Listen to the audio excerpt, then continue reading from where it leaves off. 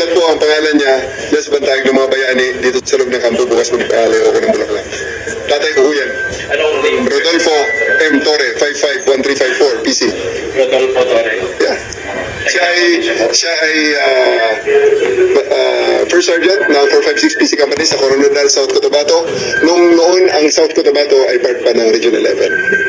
Kaya andyan ang pangalan niya sa loob ng kampong ito. Are you hoping ba, attorney, na maging okay na rin ang relationship niyo with Attorney Toyo at yung sa mga nakaano natin? Hindi naman kami, I don't like to believe na magkaaway kami ng Attorney Toyo. I would like to believe na we're just playing our roles. He played his role, I played my role, and well, it turned out well.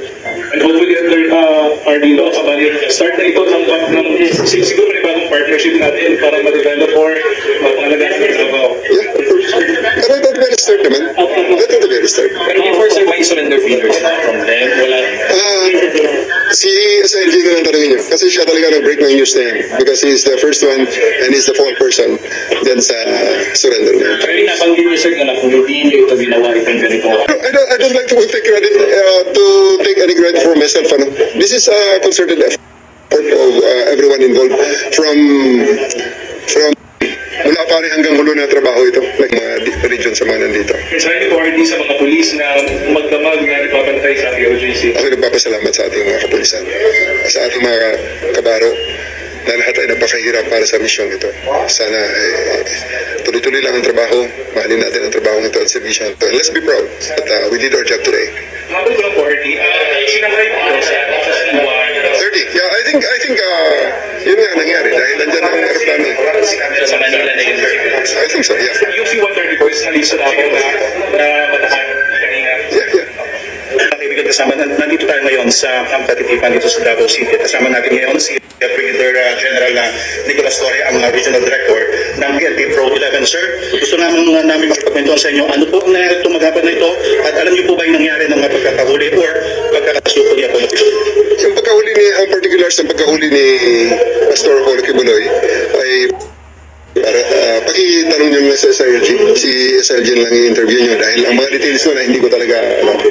Okay, so pakin na lang at in fairness to him, hindi ko talaga alam ang mga details na yun. Pero siya po ay nanggaling mismo dito sa Davao. I think so, I would like to think so, na dito talaga nanggaling sa Davao dahil pinasundo ng aeroplano. So, and may convoy na pinalabas sa KOJC. Ang kinikwento niyo kanina ay siya isinundo ng C-130 with itong...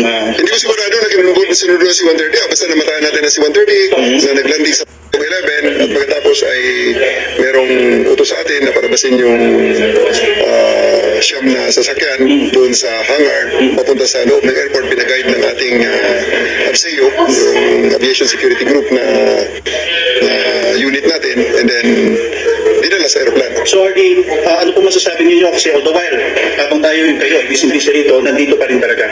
At tama po yung sinasabi niyo, nandito si Apollo Kibuloy. Hindi naman tayo nagduda dun. There's no doubt that he's here. Ako'y lubos na nagpapasalamat sa ating mga kababayan. At sa ating, lalong-lalo sa ating kapulisan, na nagpakahirap, nagpuhunan ng dugo, pawis, luha at pawis, para ma-achieve ang mission na ito. So, maraming salamat sa inyong cooperation. At sagot ko ngayong gabi ang lechon at band.